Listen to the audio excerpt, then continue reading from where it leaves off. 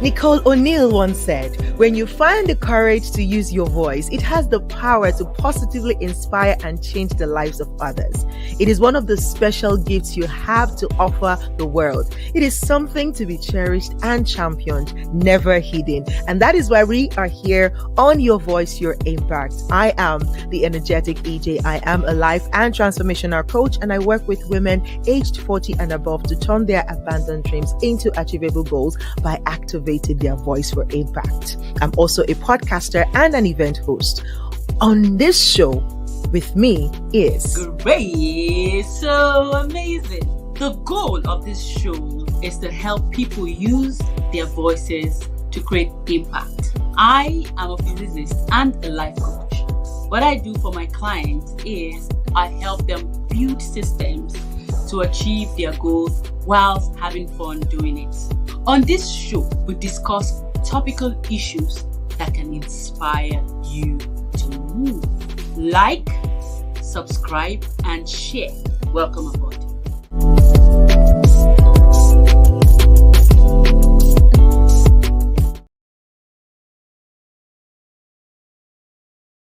Yes, welcome on board. Welcome, welcome, welcome. Thank you for joining us again on this beautiful Monday afternoon, or it could be morning, depending on where you are watching from. If you're watching us outside of Africa or the Middle East, then you probably are in the morning or very early hours of the day from your part of the world. But we are here. I am here in Dubai, and it is 4 p.m. Well, 3 minutes past 4.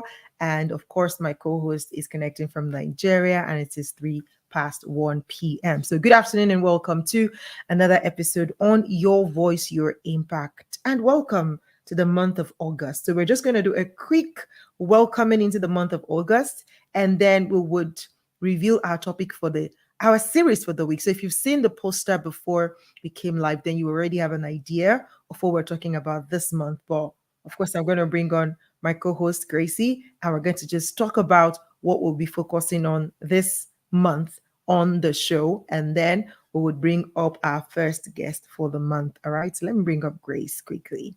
Hello, hello, hello, Gracie Mama. How are you? I'm good. Hello. I can see. Hi, I everybody. can see. I can see. Can you hear me? I hope I'm Yes, not. loud and clear. Oh, fantastic. Thank God. The weekend was fun. In fact, it's been an interesting, we're in a new week. Last week, towards the end of last week, it was interesting here in Nigeria. And we are good today. I mean, the network is better. At some point, we were beginning to suspect that it was intentional to keep our networks from working effectively. So I think, yeah, today is a new day, and we're really happy to be here. And I'm particularly looking forward to our series, what we have for to the this month. conversation. So is it over now in the area where you're at? Well, it isn't really, because yesterday the president came out and he gave a speech, and he said that we should be considerate and everything. So, and again, there's hunger in the land, people are complaining and everything. So we're all out back to work, but there's that consciousness that, look, we're still protesting. Even though we're back, we're working, we're still protesting in a way, but it is subtle. So you have military people all over. I came outside this morning as I was about getting into the express. I saw this very gigantic armored tank. I'm like, is there a war or something? Yeah, but we're good. Everywhere is peaceful, and that's what's important. And Right. I think it's timely. The topic we are going to be discussing is timely because it's something that would, open our consciousness. This particular topic is very important at a time like this. Absolutely, absolutely fantastic. Thank you so much for plugging in, what we're going to be talking about around that. So if you are here and you're watching from any of the platforms, whether that is on LinkedIn, on Facebook, or on YouTube, please do be a part of the conversation by dropping a comment, and hopefully we'll be able to see your comment. So earlier on, we had our guest in the house, but for some reason, I'm hoping it's not network on his part. He's out of the studio right now, but we're just going to wait on for a while for him to join us back. While we'll do that, let us just kind of give like an introduction to why we're talking about what we're talking about in the month of August. So last month, which was July, we majorly focused on branding, generally personal branding and things like that. So we talked about, your brand, your voice, your audience, and networking and connecting with people, building relationships, right? These were the things that we talked about in July. But now in the month of August, and who knows, it might extend to the month of September, is we want to look at wealth from different angles. And that's why we're saying this is the wealth series on your voice, your impact for the month of August. We're talking about wealth. We're looking at the different aspect of wealth. All right. So while we're preparing for this, I was just like, okay, what is wealth really? Because there is you can say somebody is wealthy and you can say another person is rich. There is a difference.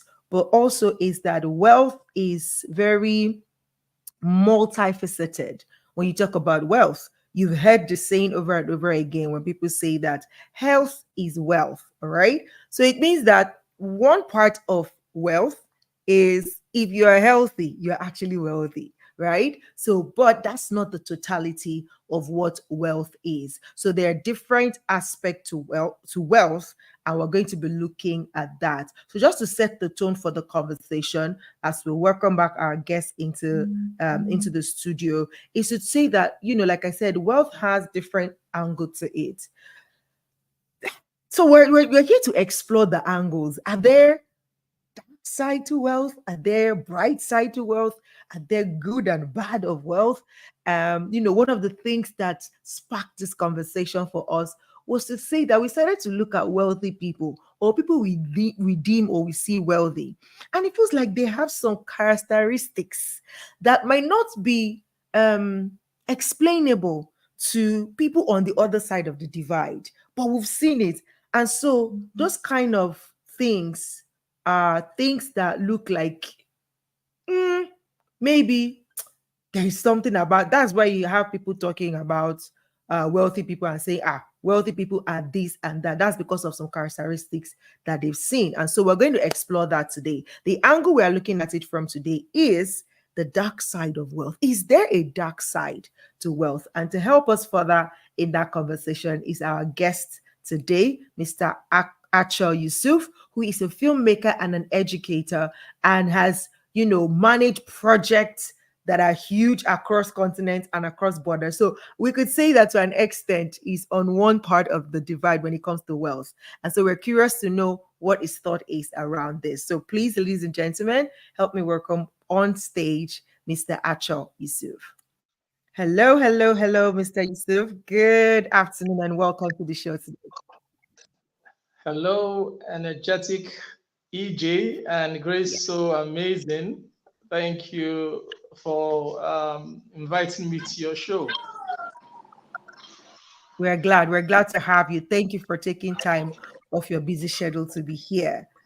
So we're talking about wealth. And I would like for you to kind of give us, I love what you said backstage when you said, see, okay, we're having this conversation. I'm going to share based on my opinion or my point of view.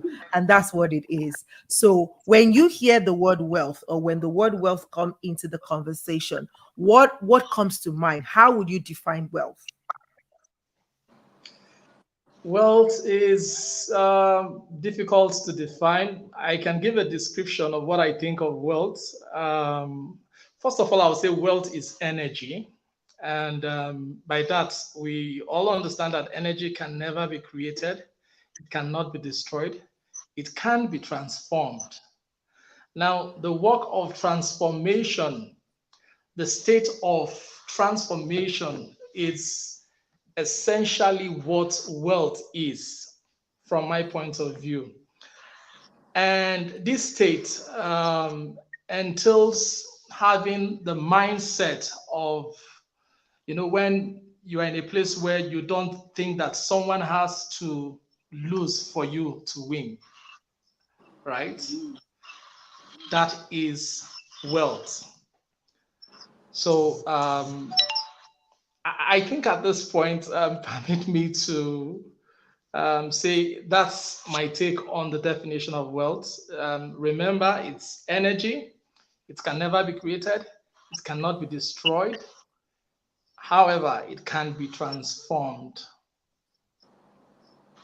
I like that. I like where this conversation is starting from. Because when you say, when you open up with that to say that wealth is energy, it's already positioning our minds to say that energy can be contracted or contacted by anyone. Yeah. Yes, it cannot be Yeah. created. And if it can be transformed or transferred, it means that anyone that positioned to receive the transfer can get it. So it already kind of Very true. establishes it as a principle that is available for everyone, but only for Yeah. those who are able to tap into it. And that is so powerful. So I'm loving where this conversation is starting from. And when we talk about energy, I know Grace is like a physicist here. And energy, she will take it to another level now. So Grace, please take it away from here. No, no. Let's keep it. Let's keep it. Before they'll say, where are you carrying us to? But I like it, like you rightly said. I absolutely love it. And that's what we're looking for. We're looking for, I don't know, there's an echo. Can you hear me clearly? Yes, we can I can hear hear you. Oh, okay, okay. So I like where this is coming from because I'm sure we're going to be disrupting a lot of myths and we're going to be talking about things that people will be like, I never saw it that way. So I would ask you this question, taking it away from the fact that wealth is energy. Somebody's listening and the person is like, okay, it's break it down. I need to understand it. When you say energy, what does it mean to a layman? How do I transfer? Okay, when I see wealth, what does it mean for me to be able to translate it from what it is or what we know it as to something else that is tangible? So in this context, it's looking like, somewhat intangible. Correct me if I'm wrong. And then somebody would now say, please, okay, energy is sort of intangible. How would I understand it to a point where it becomes tangible for me to be able to see? And that's if it is possible for it to be tangible. Did you get my question? I do. Okay. Okay, so let's do it this way. Come with me in your imagination. Do you have a clock somewhere there? A clock around where you are? Okay, my At watch. least you know what Can my watch, my clock looks wristwatch? like, right? Yeah, it's a circle. It's calibrated around a circle. Mm-hmm. Now, so divide that circle. They said half of a circle, the diameter is 180 degrees, right? Yeah. So divide horizontally, what you have is two hemispheres, Mm-hmm. right? Northern hemisphere, the southern hemisphere. When you divide vertically, what do you have? East and west. So Mm-hmm. why am I going this way? And I know you're a physicist. You know about the electromagnetic, is it the spectrum now? Or let's just Induction. talk about the magnetic Yes. field, Magnetic field. right? You have pole and Not then you pole. have the south. Yeah. Yeah. Now, there's a side that is a giver and then there's a side that is a receiver, Mm-hmm. right? When you look at life generally, wealth is a circuit. Even poverty is an expression of wealth. Mm. Lack, also an expression of wealth, right? by this division we've done, when you look at it, you have what you find is that you have a quadrant. You have you have it's broken into quadrants. So you have Yeah. um, by the cross in the middle. So you have between 12 and 3, that's a quadrant. From 3 to 6, another quadrant. From 6 to 9 is a quadrant, and then 9 to 12. Now, life generally, because most times people we limit the conversation or the idea of wealth to money. And wealth is not just the material side of it, is the dense side of it. So when we're talking about things dense, it's matter, dense matter. But there's a part of the spectrum where it is light, where it is not within the visible spectrum, right? And when you're talking about humans, we are conscious beings. We are beings of light. Our health has its roots in the invisible. What I mean by that is that our mental health is foundational to our physical and socio-economic well-being, right? So when we don't understand what wealth is and understand that we are making a journey round that circuit of wealth.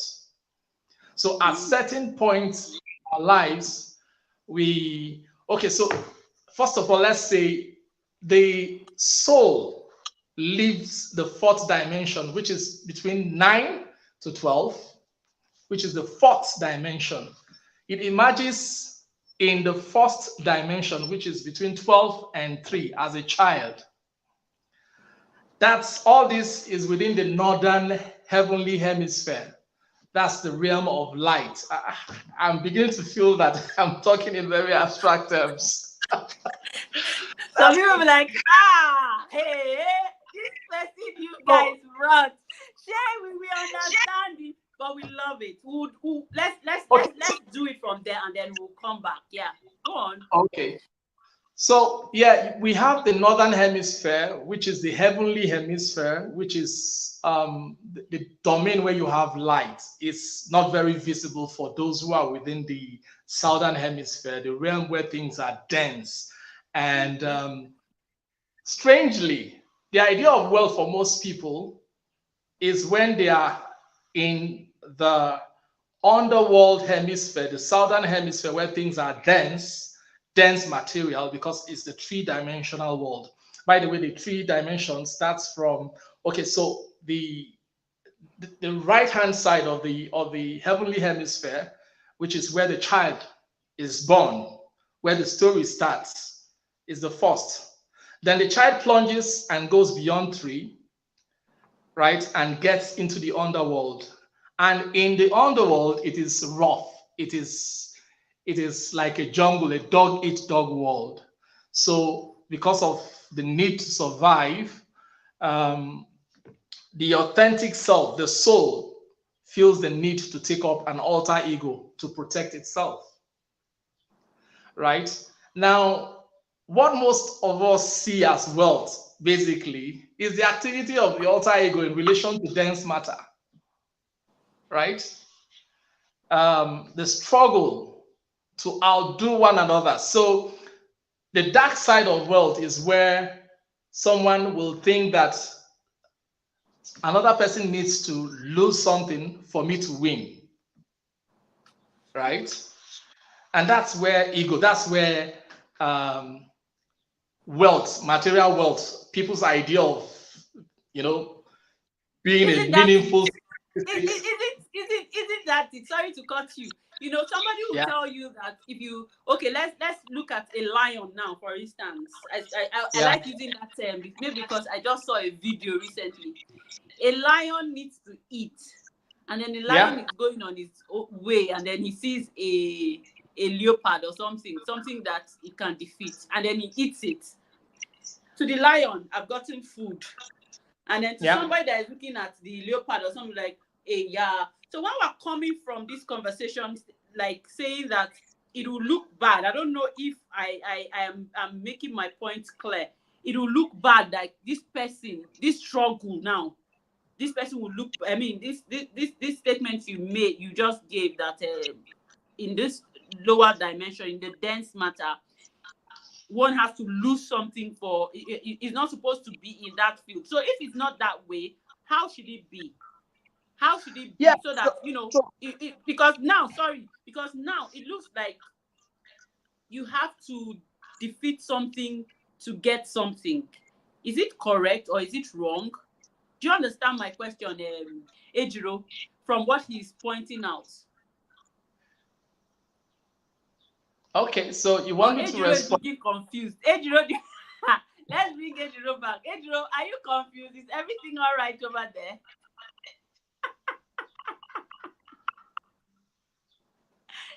You're muted. I hope the network is okay. Everything is all right. So the network is doing what it's doing again. So okay. Yeah, no, everything is all right. The network is doing what it's doing again. So I can't hear him clearly from the studio. It's breaking, Okay. so I'm not feeling it. So I'm listening to it on YouTube to really capture what you're saying, because I'm really interested in the depth that he's going on this journey with that explanation of the northern hemisphere, which is like the heavenly hemisphere versus the dense. Like, that is so deep that is paining me, that is breaking here. So I have to listen to it, because I need to enter into that dimension that he's speaking to, because it's very foundational. Because I feel like if we understand it from that point of view and that level of energy, what he said when he said that you would not think that you need to pull somebody down to get something else. That's not because the difference there is not because when you get it, it does not mean somebody else has lost it. No, but the emphasis is on, it is not your intention to pull somebody down. There are people who literally just, they don't care. They will pull anybody down to get up because of the mentality that it's not enough, it's not enough. But when you operate from the place of abundance, you are tapping into it and you're getting it. Not because if you get it, it does not mean that somebody else lost it. But that's like, the truth is, there is enough for all of us. But the other person who is operating in the dense hemisphere would think that they didn't get it because you got it. But that's not the case. So I really needed to understand that. So that's why. So bear with me. Beautiful. Go ahead with the conversation. I want to listen. I thought we lost you. So I better keep quiet and allow Achor do your thing. Okay, so Grace, to the question of the lion eating, it's a food chain. By the way, generally, what we do as humans, so we must understand that wealth is a story. And basically, story is transformation. Nothing is lost. Nothing is gained. Just that there is a constant process of transformation. So the state, for instance, exists for that purpose. When we say the state, like I'm in Plateau State, Nigeria is a state, right? The government is entirely a different thing, because you have regime. But any government that does not support the essential purpose of the state, which is to see to it that energy is constantly being transformed, that government will itself, that regime will be transformed, will be phased off. So that's nature for you, right? That things must always be transformed. It's a food chain. The lion that eats the goat eats the grass. There is no evil in all of this, right? Because when you come from the fourth dimension, you realize that nothing really dies. Nothing really dies. The concept of death is part of the problem of living in a three-dimensional world. And in this three-dimensional world that we live in, the alter ego, which is like an AI, when you have, what do we call it, an autopilot to help you navigate through the atmospheric pressure of fear, shame, and death. So you have a spacecraft and you want to go through this three-dimensional world. So imagine if the alter ego decides to, go rogue. And then you, who is the pilot, actually, you're locked out of the cockpit. You can't manually operate anymore, right? The alter ego begins to protect itself because he wants to be validated. He wants to be in charge. So what you find is that the alter ego is also trying to fight all other alter egos. So in the real sense, competition, or what we find as competitiveness within the dance world, is actually alter egos jostling against one another. It's really not the authentic self at work, because the authentic self belongs to the fourth dimension, and the authentic self is embarking on a journey, becoming a child, then plunges down the underworld, and the goal is to ascend, what you'll find in religious term as resurrection, right?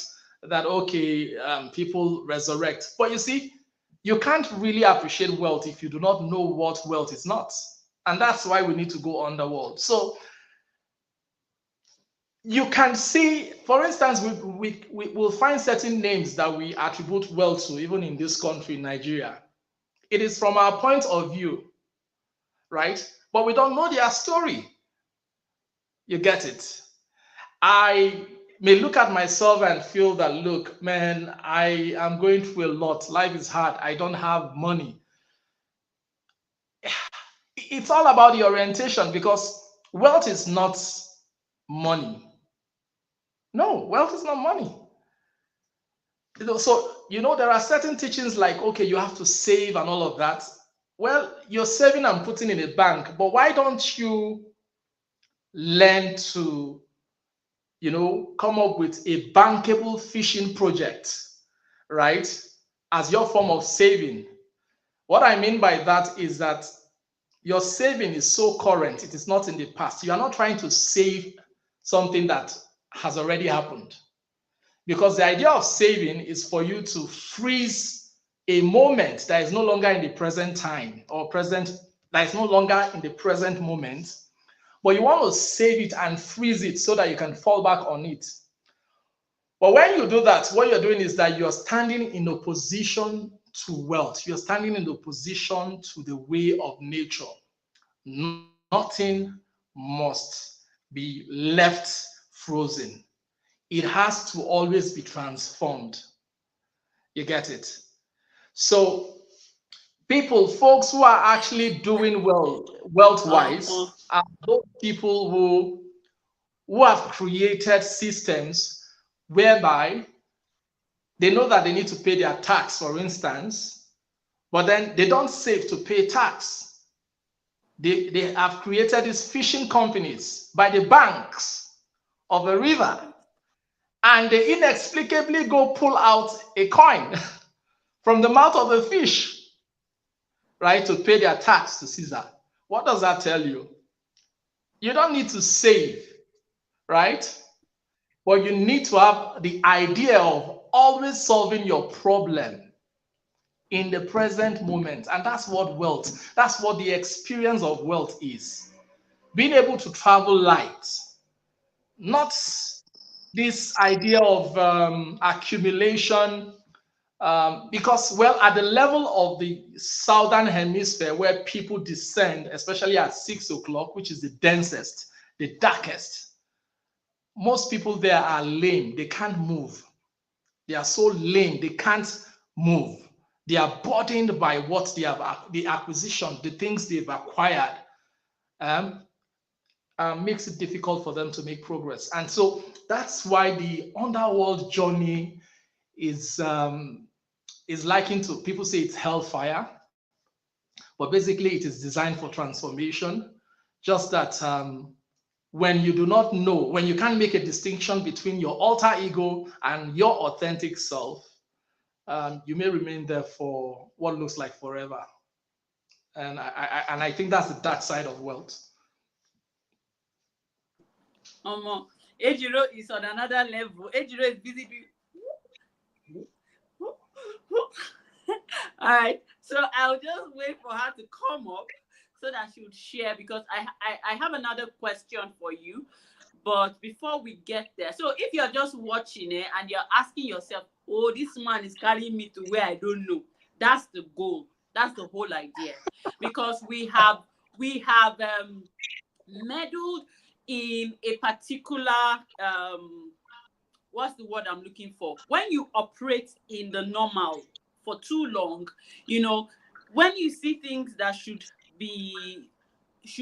flow, you would not be able to, because you have operated in a particular way. And I'm speaking to myself as well, because we have operated, continually in a particular space where we have conformed to what the society approves of. And that is why, like you have rightly said, we don't know the stories of the people that we admire. And we just sit where we will sit and be feeling bad and be feeling sorry when we should be enjoying. So if you know anybody that should be here right now, this is the point where you run and go and call them. Come on, there's somebody saying something that I don't think I really understand. But maybe if I watch this again, it will make sense to me. All right, over to you, the energetic EJ. If you have a question for him, take it away. Honestly, Mr. Achor, you are so deep. I'm like, oh my God, who is this person? What? Like, the analogy you were giving, the thing just enter my brain. They carry me go where I don't know, but I they like the place where they carry me go. Okay, for those of you who don't speak pidgin, like I'm just saying that Mr. Achor's analogy is so, like, I don't know, is I don't want to use the word that I want to use, but my God. Okay. I love it. I love the analogy. And I can see it play in my head as you spoke, talking about the people that are in the southern hemisphere and the people who are down below, who are now lame, unable to move because of the density of where they are. If you were to speak to somebody, I just hope that somebody watches this and catches it the way I'm catching it. But if somebody is catching it the way you explained it and they feel like, oh my God, this is what's going on with me. I am in this low density and is making me lame, is making me immovable. What can I do? How can I raise my hands up for help so that I am transformed to the northern hemisphere? How can I find my way up from this density? What would your word be to them? Give up on the spacecraft. Just eject. Let it crash. Right? Let it crash. As an abductee of the alter ego, it looks as if you need the alter ego. You need the alter ego, and you are not even able to make a distinction between the alter ego and your authentic self, because the alter ego actually uses your voice, uses your persona, your face, and everything. So you think it is you, right?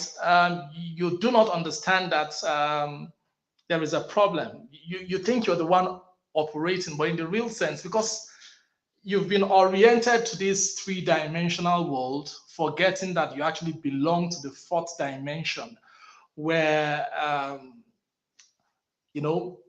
just like we have the law of gravity, there's also the law of aerodynamics, which can override the law of gravity. It does not suspend, it does not deny the existence of the law of gravity, but it basically just overrides it. So the moment we realize, once we're able to understand that, okay, so I have an alter ego, and I don't have to be apologetic about what the alter ego does, because I am not the alter ego. It's just an impostor. I hired this guy to protect me when I plunged, and because of the trauma, being in a new environment, I've severed my umbilical cord to home, to where I started from the fourth dimension. As a child, I was still dreaming. Everything was possible as a child. But the moment I descended to the southern hemisphere, The trauma necessitated that I have some form of protection. And this guy that I've hired, who is just an artificial intelligence, an autopilot, has abducted me and over time has made me believe that I'm the one doing all of this. So I really can't even help myself. Look, just understand that you are not your alter ego, and you don't have to fight the alter ego, because the alter ego derives pleasure when there is a fight. Let that spacecraft crash, because that's the only way you can ascend, right? So don't be afraid of failing. Don't be afraid of shame, fear, death.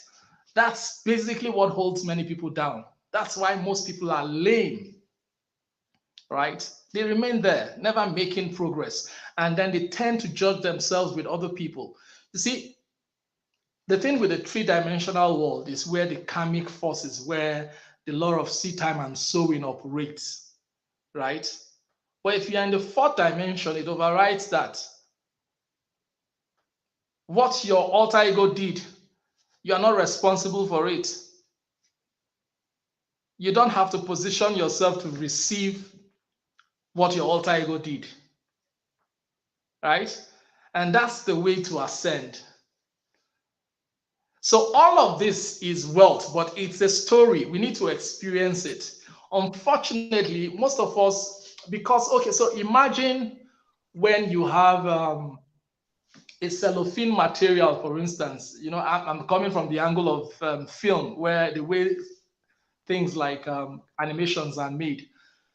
When you take, you know what a cellophane material looks like, right? You know, when we bind our projects in university, that plastic transparent material that you bind it with, that's a cellophane material.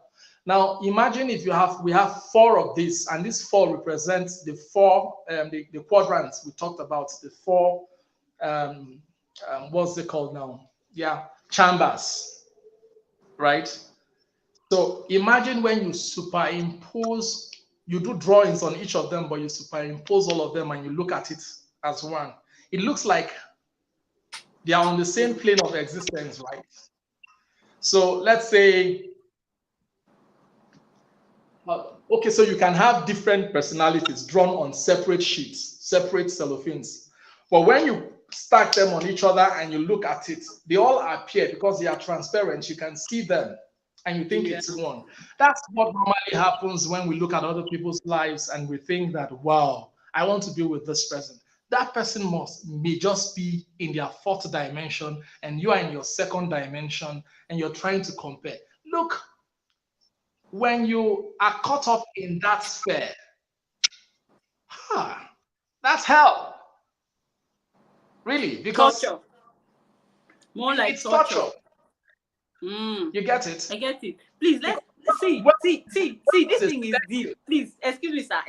It's deep, eh? I don't want us to run over something you mentioned. You know, for me, it made sense when you said something about the law of gravity. So for somebody that is there, it's like how law of gravity, aerodynamics. What are you talking about? You know, ideally, if we're to follow the law of gravity, planes will not fly. Planes will not fly because the law of gravity will not allow something that heavy to be, you know. So it took another law to override that to make that happen. Does it mean that the law of gravity doesn't exist? No, it does exist, but it's been overridden by another law. Now, with that same mentality, I want you mentioned something that I don't want it to cross over people's heads so that we'll be able to tackle it. So when you've been able to use the law of gravity and the law of aerodynamics to help clarify that. Now, in the karmic law, where you have to, you know, what they say that when you do this, something would happen to you, or when you plant, you receive, when you do all of these things and all of that. What is the law that overrides it, and how does it work? Because we want people to understand it so that they will not be like, okay, that of the law of gravity makes sense. This one now, what other law can override it, and how does it operate?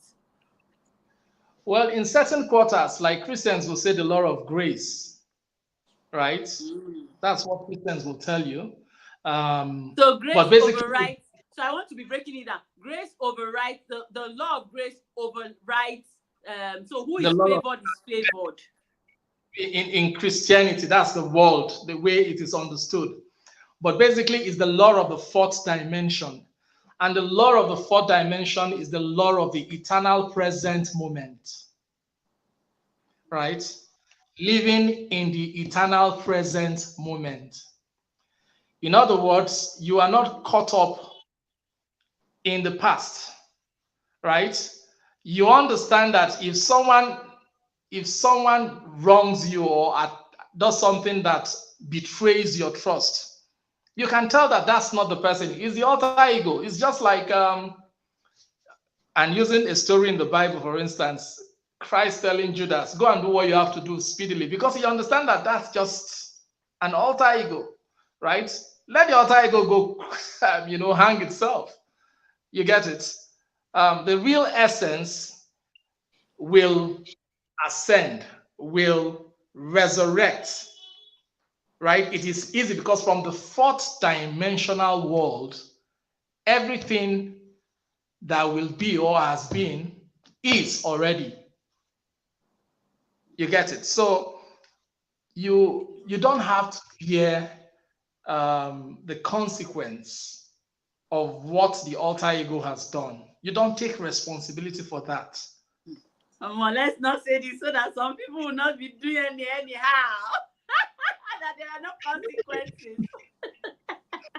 Anyway, let's bring it back to wealth. I love that we've been, and it's very important because this is, like we said, disruption. We need to disrupt some limiting beliefs. So in our coaching world, some of these things that you just mentioned is what we call limiting beliefs. Some of the things holding us back from achieving what we should be achieving because we have, in your own word, alter egos, feigning us or doing things that we shouldn't, be caught there doing.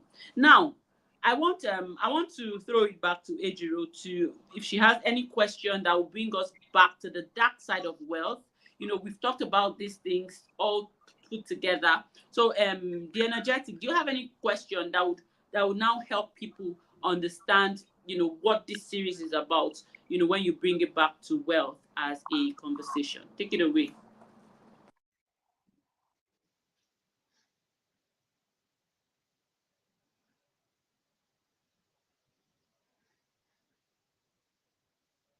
All right. Thank you so much, Gracie, for that conversation. And thank you so much, Mr. Achor.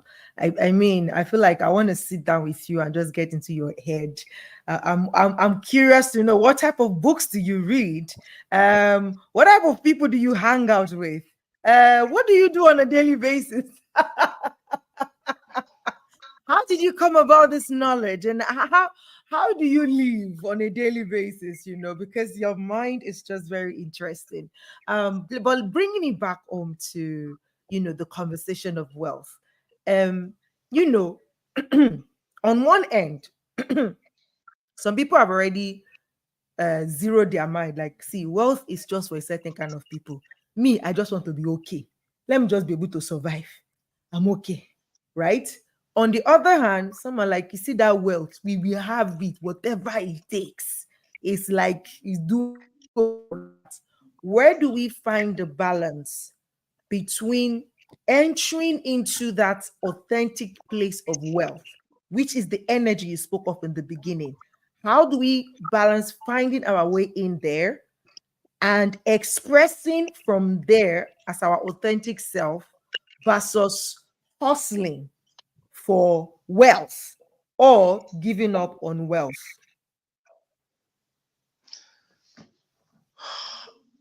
The truth of the matter is, it takes understanding to really get to experience your authentic self. But then you can't avoid the journey. we must go through the journey, right? And there's no model. You can't use another person's experience to gauge your own experience. So I am of the view that we all experience wealth, but then there's also selective amnesia, which is a disease that the alter ego brings into the life of a person. Because you see, especially when there are splits, you have several personalities at play in your life. What you find out is that each personality has its own memory. And when one particular personality takes over the control of the spacecraft, you tend to forget and lose whatever experience you have, whether it is pleasant, blissful. So, yeah, for some people, they have no memory of what exactly it takes to live in the present moment. So they live frustrated lives because they are always never in the present moment. And even if you find political or the way the state, what I mean by the state I'm talking about as an entity is configured, you'll find things like House of Representatives. What does that tell you? It's only those who are present that will represent those who can be present, right? People who can't afford to be present are people who have decided that free moral agency is so much of a burden. They would rather have someone else. They would rather yield their power of attorney to another to represent them. So you find that in society, there are people who are just like cattle, right? And they need herdsmen, right, to actually manage them. They willingly gave their power of attorney to others to represent them. If you are being represented, the word represent, the RE actually means no present, meaning you are not present. It means you are not alive, you are dead,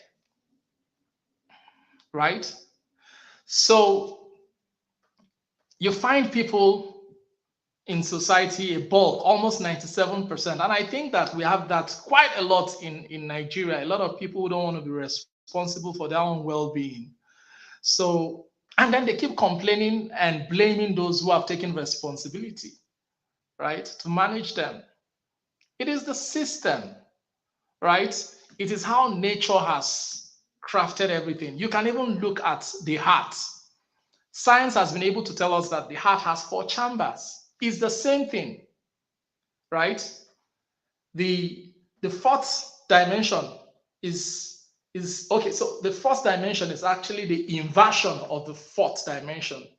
The 3rd dimension is the inversion of the 1st dimension. The 3rd dimension is the inversion of the 2nd dimension.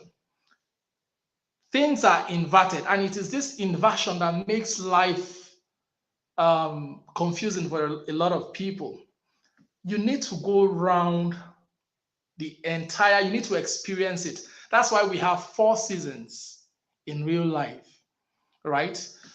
So if a year, for instance, we know it as 12, if we're following the calendar as it's structured, you will say 3 months, you have 4 quarters, right? They say 1st quarter, 2nd quarter, 3rd quarter, the 4th quarter. It's the same thing at play. But not so many people are alive to these seasons. So those who are alive to this season will actually mine the energy of those who are not responsible for their energy, right? So that's why I see wealth as a cryptocurrency, because it is cryptic, right? It is a crypt.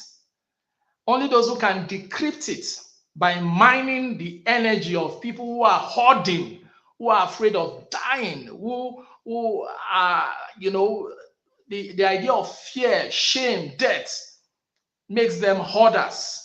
They want to hold on to something, but what they are holding to belongs to the past, right?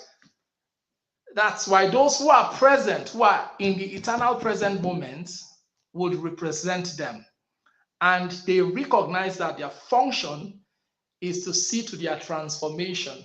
So they take them through hell so that they are refined, so that energy is constantly being transformed. It is not an evil thing. Although from the perspective of the person being passed through the crucible, it is hell.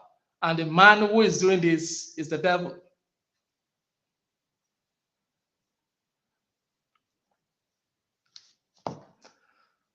That's what it is. Wow. Okay. So from all you've said, right? I just feel like from all you said, the essence of wealth can only be captured by living in the present or in the eternal present. So you're not holding on to the past, you're not worried about the future. And it just brings me back to the concept of mindfulness.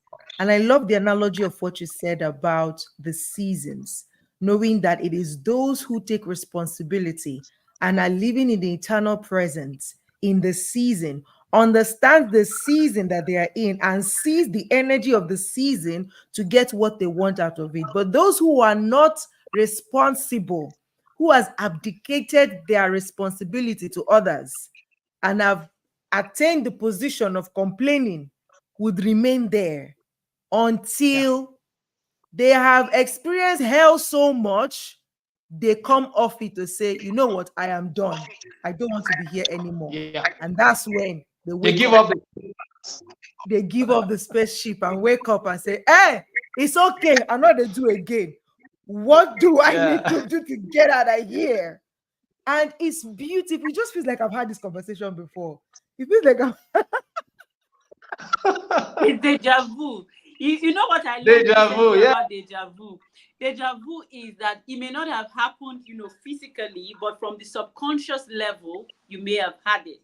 So it's something that, probably you had it and it's playing out now. And I'm loving it. Honestly, it's like you won't change your situation until you say you're tired. If you are not tired, you remain there in the trenches. I love it.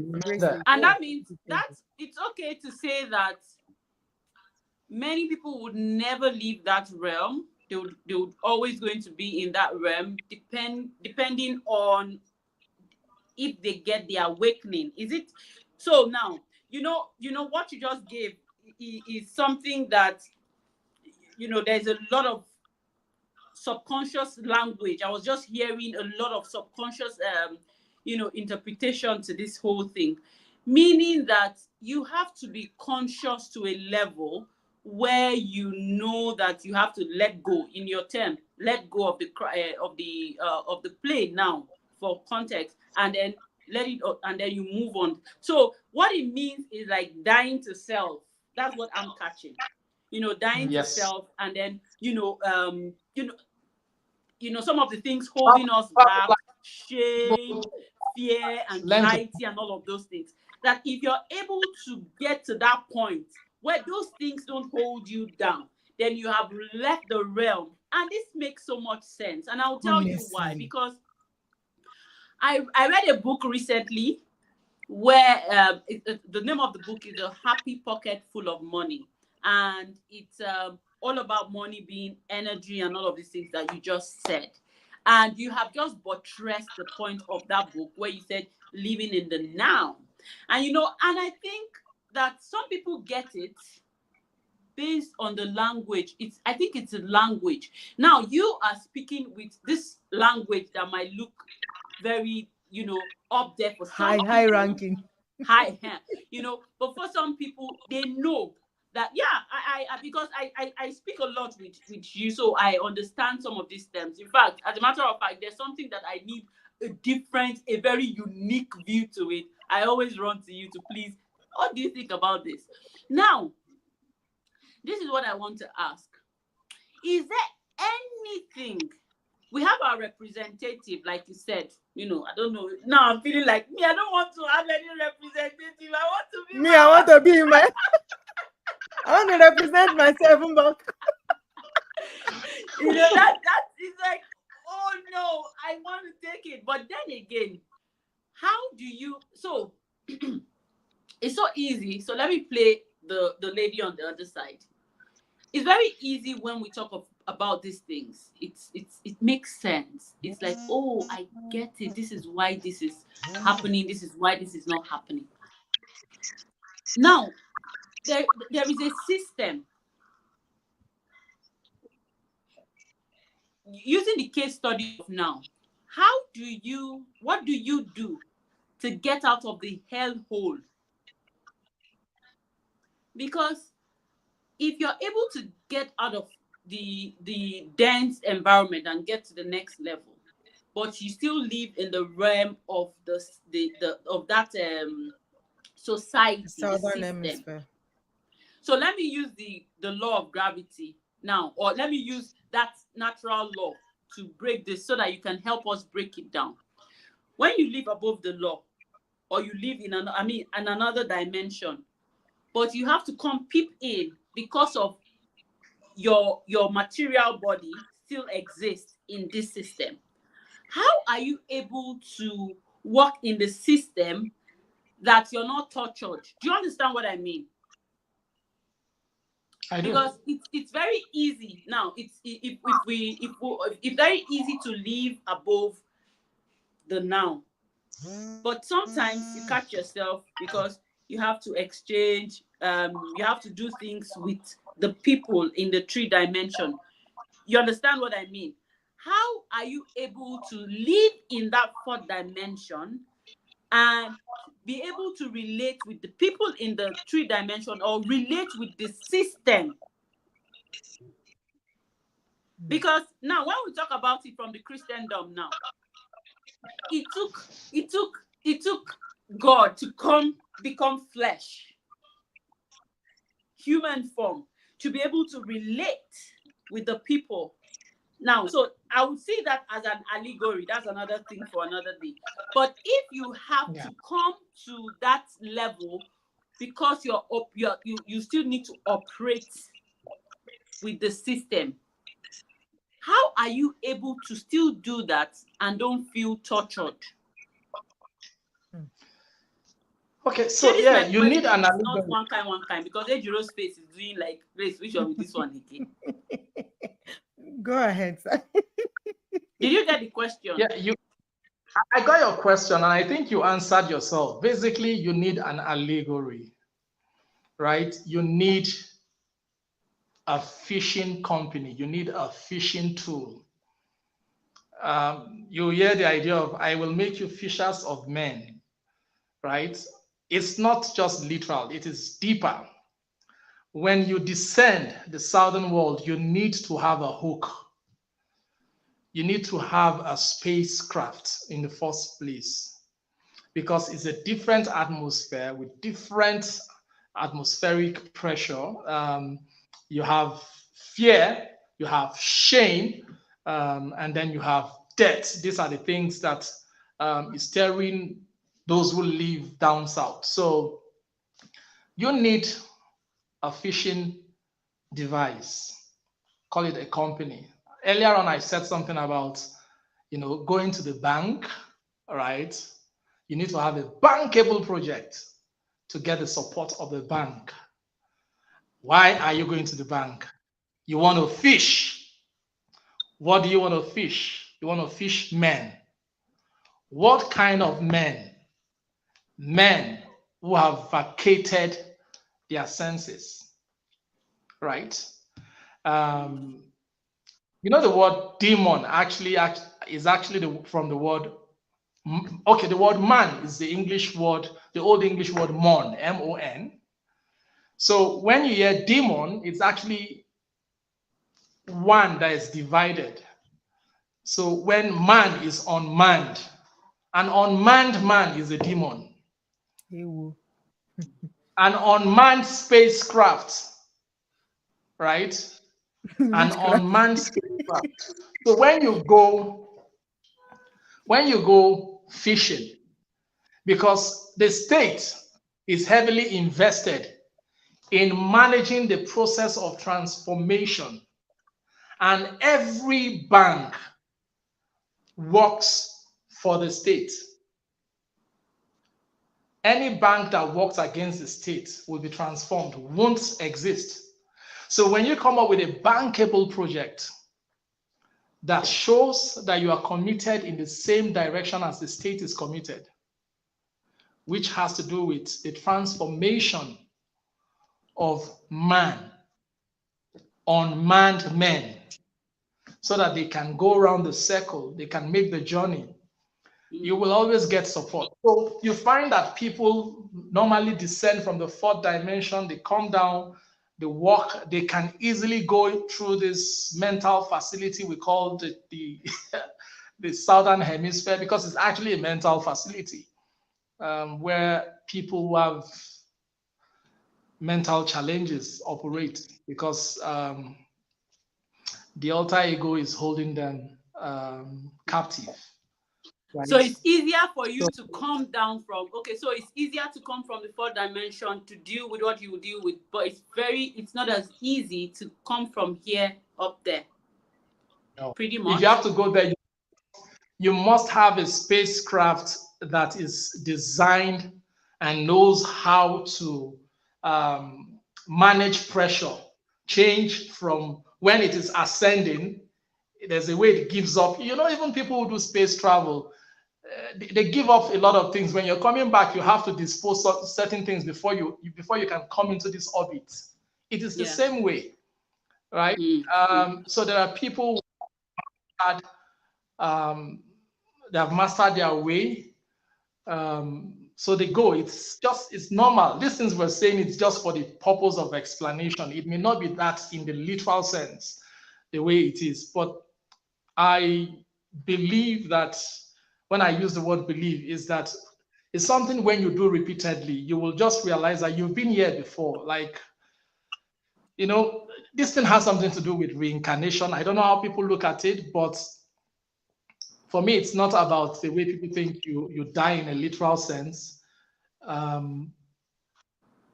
We don't die. That's the truth. Nobody really dies, but people mourn, right?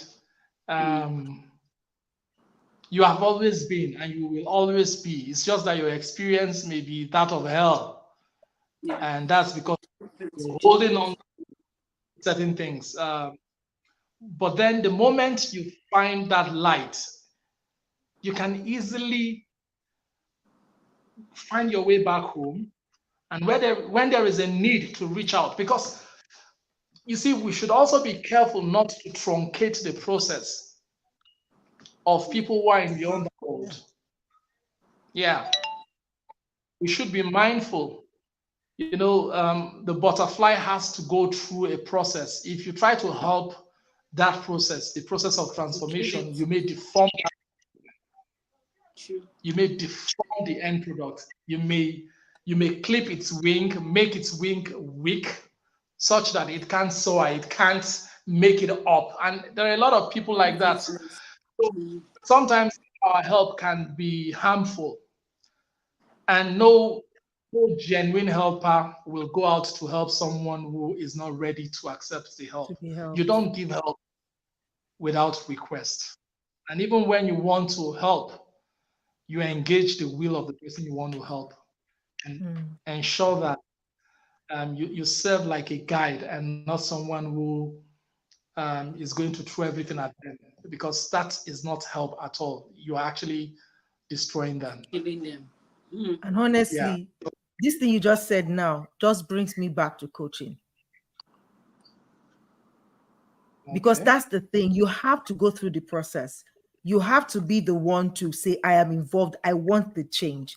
And I am committed to the process of going through the change. Because I was going to ask, like, okay, what are examples of the spaceship that comes, like the transporter of the transformation? Because you said now that somebody who is down below cannot go up without the help of light or help of somebody above to come. So I feel like there are some channels through which this help can come down. Are Yeah. there, can you name some in the realm that we can understand? Like, okay, for me though, because what I'm saying is, for me, from everything you said, I see coaching as one of those channels where, you Very know, true. we're saying at the end of the day, your mind is what is doing this, your mind is what is doing that. And once you accept that, actually, I think I have a mind block. Okay, let me seek help. Then you're able to open up yourself to that help. And you're able to work together with your coach to do the work. And then you begin to see your mind shift. And then you begin to see the changes and you begin to move out of that space that you're in. So that's one Yeah. channel. Do you have any other channel that you think you can, you know, so that people can live here and say, okay, let me explore, even if I want to explore my own, like what channels are there that can represent this metaphoric spaceship that can come down or descend from the fourth dimension to the dimension to help people up? Yeah, storytelling, parables, coaching, right? These are traditional methods for helping people to go around, because the journey itself is a story, and so story is the food for the soul. And that's why as children growing up, you have elders, adults telling stories, right? Because those stories have a way of they serve as a link. It's something you can always fall back on. So even when you tell a story that may not be Relevant at the meaningful time. at a particular time, at the right time, To make it will sense. It come will make alive. sense. It will make sense. You, I you love get it. it. So parables, that's why even if you look at the Christian literature, the Bible, Jesus told more parables than any other person put together. And he was asked, why do you tell parables? He said, because it is not given to everyone to know, To right? understand. Because the God he represents is a God who is invested in concealing things, right? He's a cultist. I'm sorry for using the word. He's an occultist, not cultist. He's an occultist. There's a difference. And occult is from the word cover, right? He said it is the glory of God to conceal a To matter, cover it and the in, glory of yes. the The matter, king to search us right? out. The things that are hidden are for you and your children, not for everybody, right? So sometimes when you go dishing out things that is meant for you and your household, you may be trapped yourself, Hmm. and then you find out, and that's why you need to find the right vehicle of sharing. That's why parable metaphors, because you still need to keep it concealed. Only those who are interested will find We'll it. search. You get it? Because truth of the matter is, those in the fourth dimension don't go explaining what the fourth dimension is like to those who dwell there, Right. It will make right? sense. It makes sense with rich people, Grace. Should we see? Ah, Like then it makes when sense.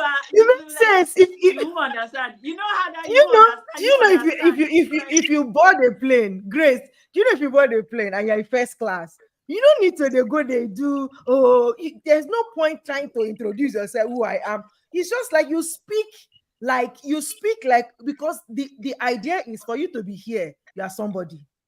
So we just talk. Yes. That's the experience I've heard people say.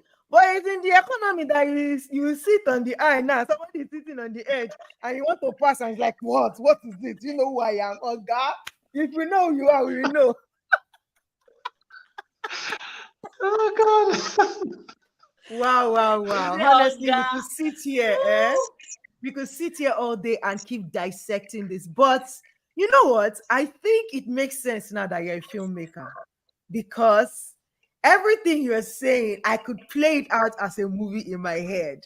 And I'm curious to know what movie you've worked on. Maybe you can drop one or two names. Let's go and look for it. I want to see your mind through your films because that's the powerful portal of changing mindset, of re-engineering people's mindsets, right? And that's a powerful tool you have right there. So it's interesting. I should Google is there. Let's go and do our research.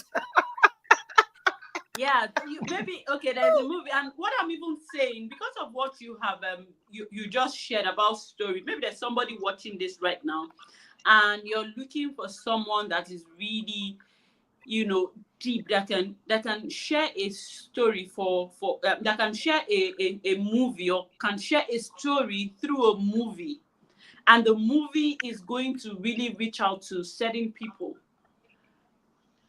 You don't need to look for anybody else. You got the right person sitting watching you right now in the studio with us. He's phenomenal. He's not an average filmmaker.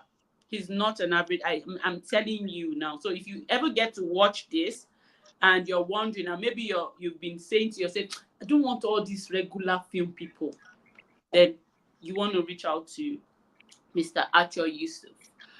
So that's a message out there. We don't know who might see this later on and is wondering. So that's why I'm throwing this out there for anybody that's ready to work with him. And then I think I would allow you, just share the movies that you make. Talk about your career a bit. Just talk about your career a bit. Let's hear from you. And why you love what you do. Okay, so I grew up. First of all, my interest, I used to draw very well as a child. I wanted to be a pilot, and then I was very good at drawing. I remember boarding school when I was in GSS 1. My seniors will come because it was a school, a missionary school owned. So you have boys' side and girls' side. It's Ochaja Boys Secondary School, and some of my seniors will contract me to do a caricature of a particular girl who probably has, turned down their proposal, and I will draw, and they'll go paste it by the girl's side. That's to tell you like how good I was with drawing. But as I got to my senior secondary school, I got into miming, dancing, choreographing dance. So I've always been in the arts. I'm a creative person. That energy is there. And one thing with the creative energy is because it's all about transformation. So you can have it, and then the next time you find yourself expressing yourself in a particular form. And so that's how my journey has been until I got into film. I have seen myself as someone who is more interested in, so film for me is more of a therapeutic medium. I'm interested in therapy, not just for the commerce of it, because the commerce can actually drive you also. Yeah, commerce is important, but I am very much interested about, because I was looking for myself, right? All these years, I've been looking for myself. Who am I? What am I here for? Why am I here? And so yeah, all that has really, been what has guided my work, motivated the works that I do. I'll share one of my links for you, energetic EJ. I think I'll send it through Grace. It's Coin. Coin was the film I made in 2003 in the film school while I was in the film school in Jos.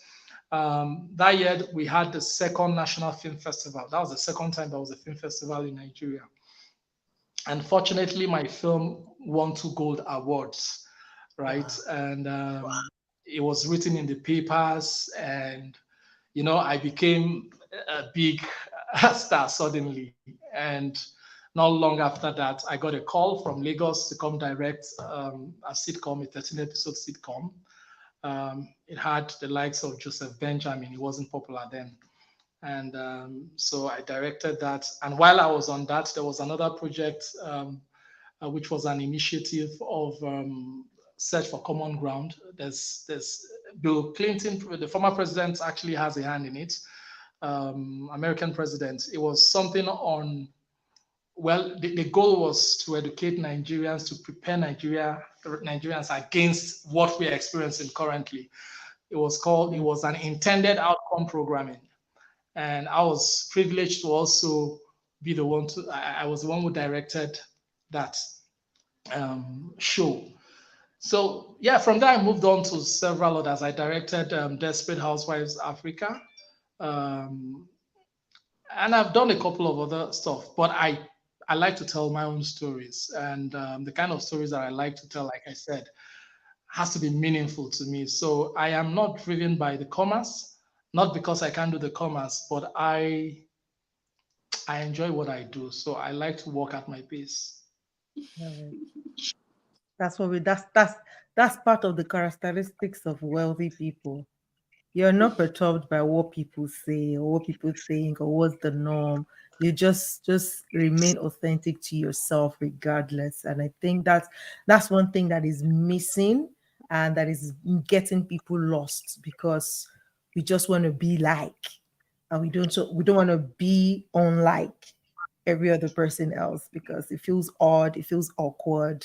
We feel judged, like, how can you know all this thing? I am not like this.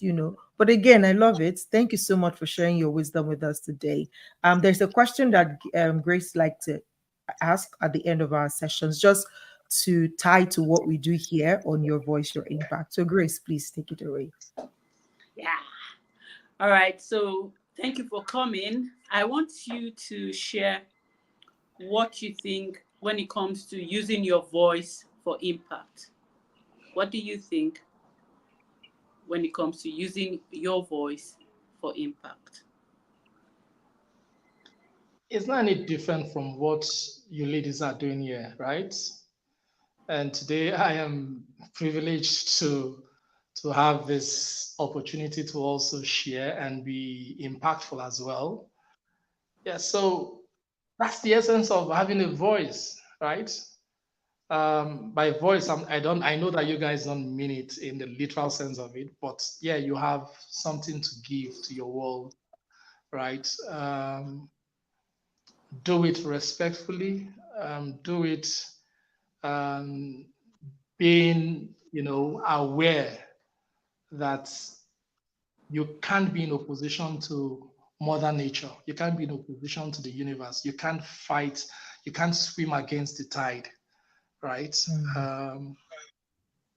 Yeah, just relax. Honestly, use your voice. You don't have to, saddle yourself with the burden of proof to prove why you to prove to someone that you're wealthy. You don't have to do that, right? Because the system is skewed in such a way that people are having to prove that they are wealthy. And so when you want to prove, you go down to 6 o'clock.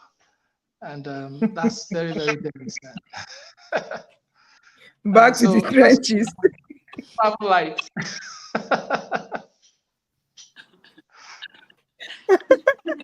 And it's true, because there are people who have the material and they're in the trenches. No, honestly, Gracie, there are people who have the material, seemingly material wealth, but when you look at them, you smell the trenches on them, like their perfume is smelling trenches perfume. So I get what you mean, because they're that's just another topic. That's another topic on its own. Having to is there a possibility of a fall from a 4-dimension? There's a whole lot to unpack. honestly, it's on a lot. We'll bring you back. We'll make a movie. We will make a movie so that some people that will catch it will catch it. Those that cannot catch it, sorry, but as far as I'm concerned, I am catching it and I'm running away with it. And I'm definitely going to live in that consciousness of knowing that there is always, more in terms of consciousness and the 4th dimension and all of that put together. So shut up fantastic. Now. I know, right? Thank you so much, Mr. Achor. I think you're such a fantastic conversationalist. First of all, you're easy to talk to. We want to hear from you. You exude wisdom, and it's just easy to, like, okay, let's sit down. I feel like just organizing a workshop now. Come and hear word. Maybe the words, like you said, because as you were speaking to you, you felt like you were speaking in parables. That was what I was feeling like. You were speaking in parables. And I don't know if you're a Christian, but I just feel like you probably have studied the Bible enough or the character of Jesus enough that there are some characteristic of how he speaks that I saw in what, like the parable especially, like you don't speak directly. And for me now, it's coming to me like, cryptic. It could be that that's one of the things that we can look out for in people where we want to sort of place them to say, okay, how wealthy is this person? If they are too blah blah blah blah blah blah blah, you wanna, because, and that's because people who are really, they are very cryptic in their ways, very seemingly simple, but until you sit with them and they open their mouth and you be like, wait, what? Where did that come from? So thank you so very much for being here today, for sharing with us. I don't know, it felt like this session was for me because I really enjoyed it. I don't know, I feel the depth of it and it feels like it's making me giddy. Thank you, Gracie, for this plug. You are the best, girl. Like, honestly, girl, I couldn't do this with somebody better. So thank you, girl, for just being here and for making this a reality. Thank you, Mr. Achor. Guys, I hope you Thank had fun. If you didn't, Yeah, I have. I don't want to Thank you. apologize because I know if you sit down to watch the replay, you will get it.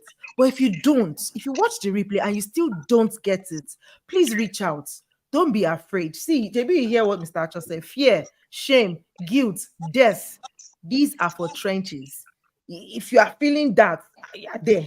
So, and there's nothing wrong with it. We still have some of it in us, but we are now more aware so that we can climb out of it. So if you watch the replay and you still don't understand, reach out and let's maybe have a conversation. We'll try as much as possible to bring Mr. Achor back to just come dissect, another angle to the topic we're talking about in this season. But until next time, we're going into another dimension of wealth next week. Don't miss it for anything. Invite somebody, share this replay with somebody else, and be a part of the conversation in this month of August as we go through the wealth series. I am the energetic EJ, and this is me signing out saying, see you next week. Bye. Thank Bye, you. guys. Thank you, sir.